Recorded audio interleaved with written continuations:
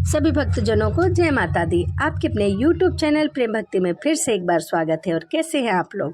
आशा करती हूँ कि इस नवरात्रि माता रानी आप सभी की मनोकामना पूर्ण करें। इसी के साथ आज हम सुनेंगे दुर्गा सप्तशती की कथा, अध्याय 3, सेनापति सहित महिषासुर का वध। तो आइए मन में माता रानी का ध्यान करते हुए कथा को सुनते हैं।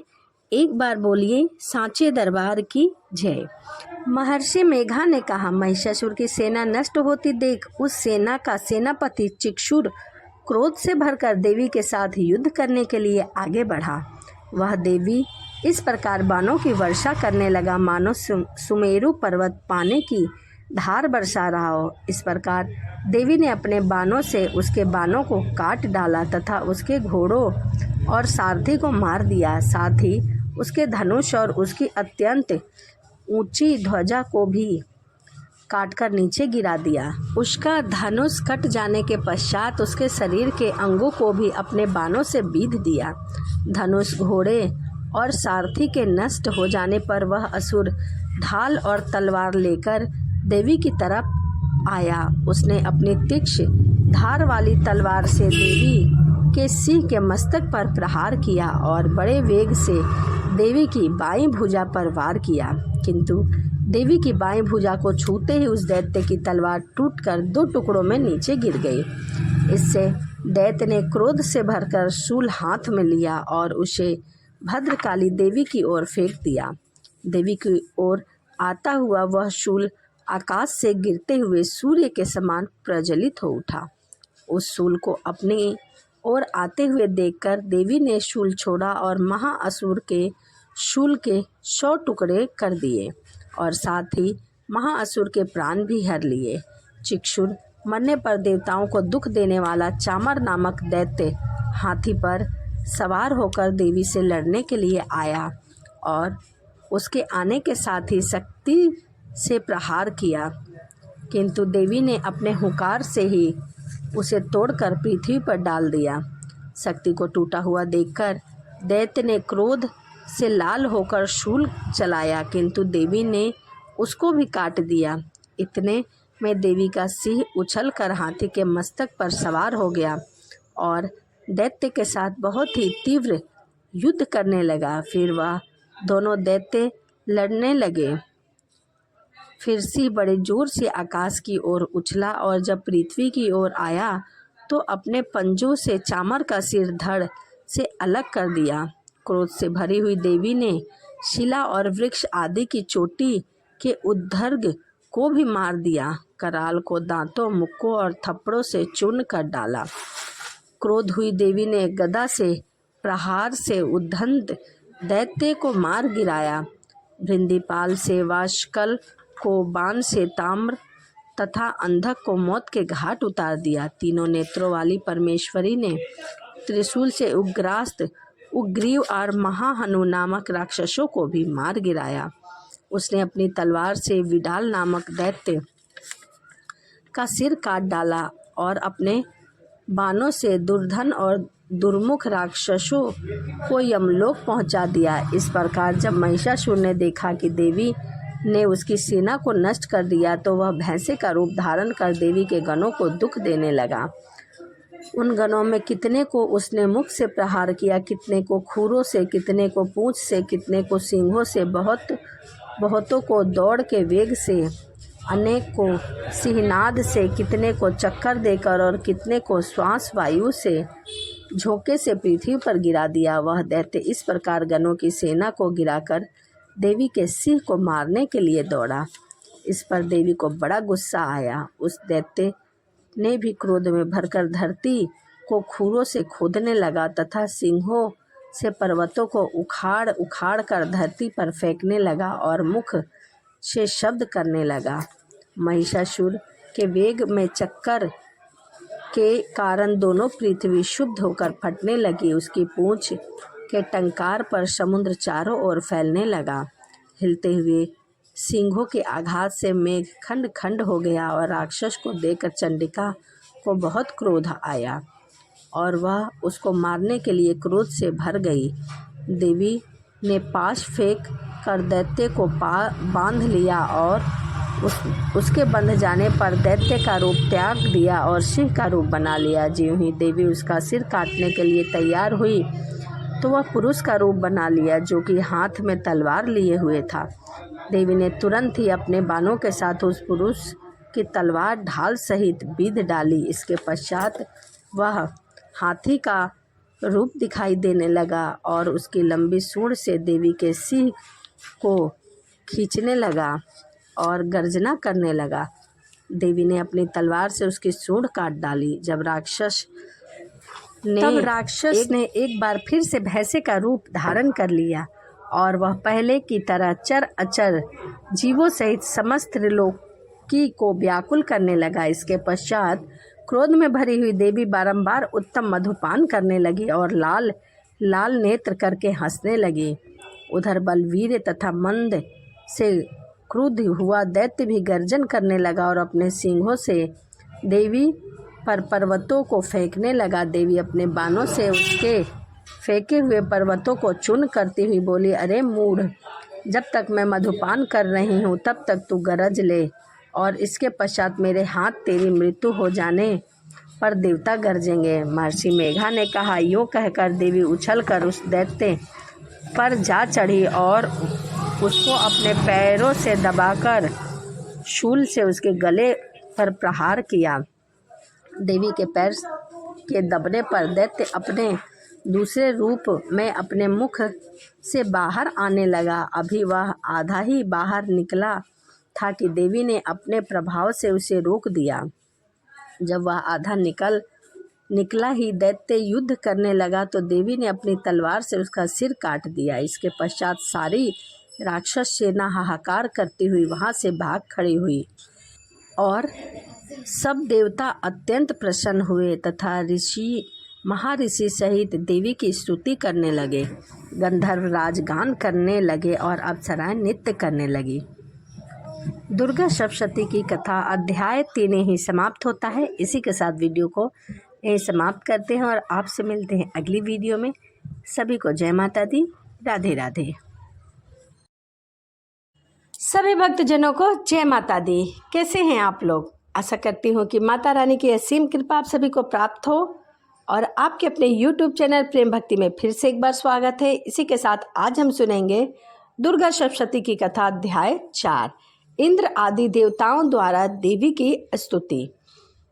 महर्षि मेघा बोले, देवी ने जब पराक्रमी दुरा आत्मा महिषासुर को मार गिराया और असुरों की सेना को मार दिया, तब इंद्र आदि समस्त देवता अपने सिर और शरीर को झुकाकर भगवती की स्तुति करने लगे। जिस देवी ने अपनी शक्ति से यह जगत व्याप्त किया था और जो संपूर्ण देवताओं तथा महर्षियों की पूजनीय है, उस अंबिका को हम भक्तिपूर्वक नमस्कार करते हैं। वह हम पर कल्याण करे। जिस अतुल्य प्रभाव और बल का वर्णन भगवान विष्णु, शंकर, ब्रह्मा जी भी नहीं कर सके, वही चंडिका देवी इस संपूर्ण जगत का पालन करे और अशुभ भय का नाश करे। पुण्य आत्माओं के घरों में तुम स्वयं लक्ष्मी रूप हो और पापियों के घर में तुम अलक्ष्मी रूप हो और सत्य कुल में उत्पन्न होने के लिए तुम लज्जा रूप होकर घरों में निवास करती हो। हम उस दुर्गा भगवती को नमस्कार करते हैं। हे देवी, इस विश्व का पालन करो। हे देवी, हम तुम्हारे अचित्य रूप का किस प्रकार वर्णन करें। असुरों को नाश करने वाली भारी पराक्रम तथा समस्त देवताओं और दैत्य के विषय में जो तुम्हारे पवित्र चरित्र हैं, उनको हम किस प्रकार वर्णन करें। हे देवी, भगवान विष्णु, शंकर आदि किसी भी देवता ने तुम्हारा पार नहीं पाया। तुम सबकी आश्रय हो। यह संपूर्ण जगत तुम्हारे ही अंश रूप है, क्योंकि तुम सबकी आदिभूत प्राकृतिक हो। हे देवी, तुम्हारे जिस नाम के उच्चारण से संपूर्ण यज्ञों में सब देवता तृप्त लाभ करते हैं, वह स्वाहा तुम ही हो। इसके अतिरिक्त तुम पितरों की तृप्ति का कारण हो, इसीलिए सब तुमको स्वधा कहते हैं।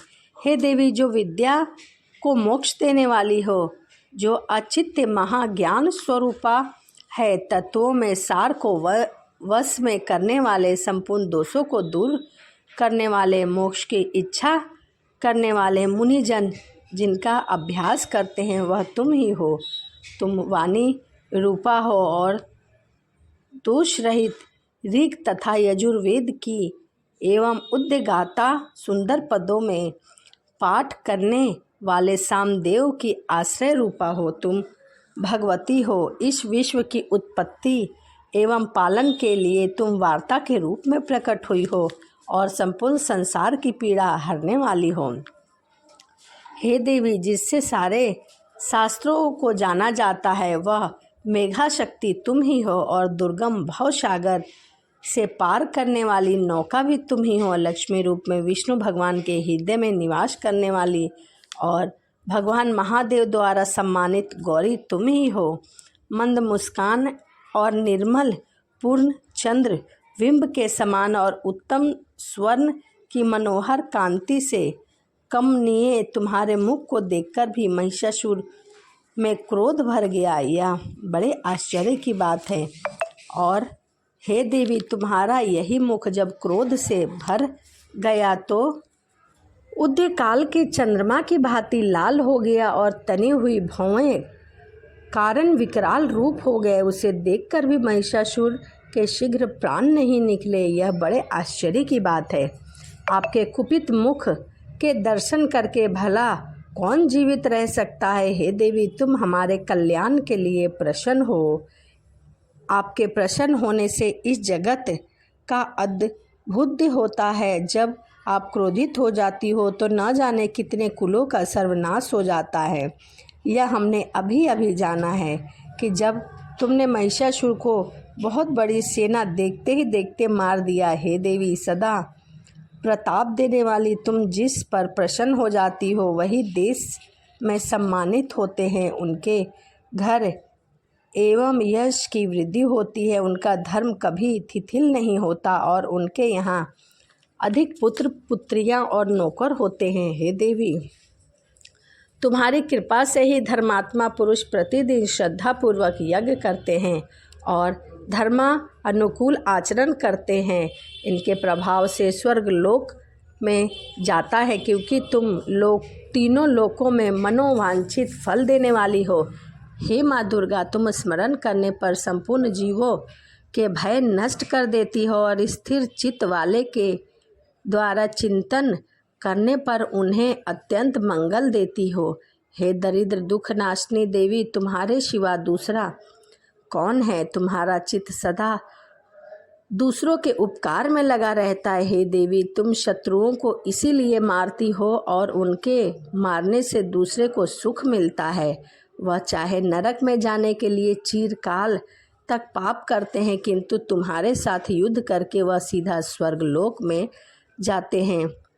क्या तुम दुष्टपात मात्र के समस्त असुरों को भस्म नहीं कर सकती? अवश्य कर सकती हो, किंतु तुम्हारा शत्रुओं को शास्त्र के द्वारा मारा इसीलिए जाता है ताकि वह स्वर्ग को प्राप्त हो। इस तरह से देवी, उन शत्रुओं के प्रति तुम्हारा भी विचार उत्तम है। हे देवी, तुम्हारे उग्र खड़ग की चमक और त्रिशूल की नोक की कांति की किरणों से असुरों की आंखें फूट नहीं गईं। उनका कारण यह था कि वह किरणों से शोभ्यमान तुम्हारे चंद्रमा के समान आनंद प्रदान करने वाले सुंदर मुख को देख रहे हैं। हे देवी, तुम्हारा शील बुरे वृत्तांत को दूर करने वाला है और सबसे अधिक तुम्हारा रूप है, जो न तो कभी चिंतन में आ सकता है और न जिसकी दूसरे से कभी तुलना हो सकती है। तुम्हारा बल और पराक्रम शत्रुओं का नाश करने वाला है।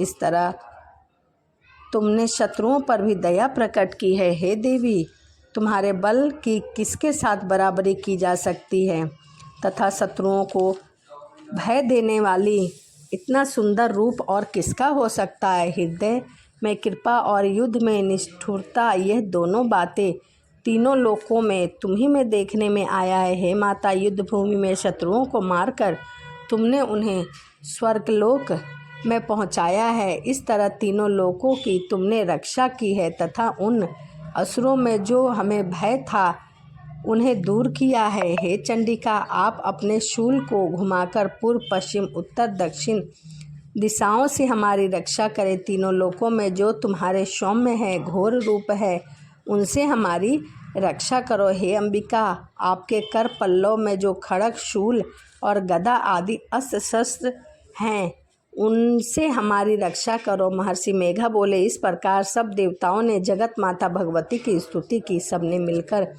जब सुगंधित और दिव्य धूपों द्वारा माता से निवेदन किया, तब माता प्रसन्न होकर कही, हे देवता, तुम सब मुझसे मनोवांछित वर मांगो।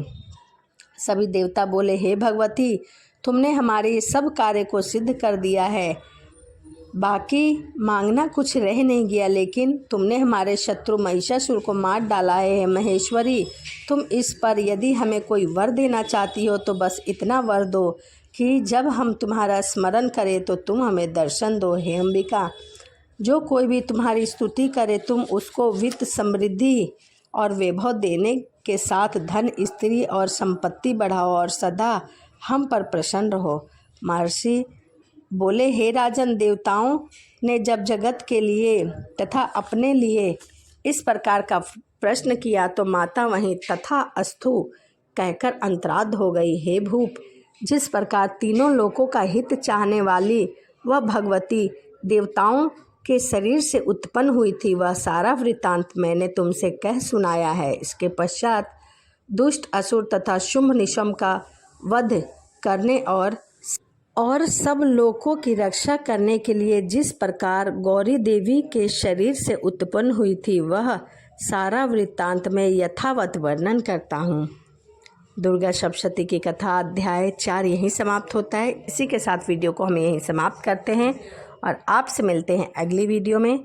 सभी को जय माता दी। राधे राधे।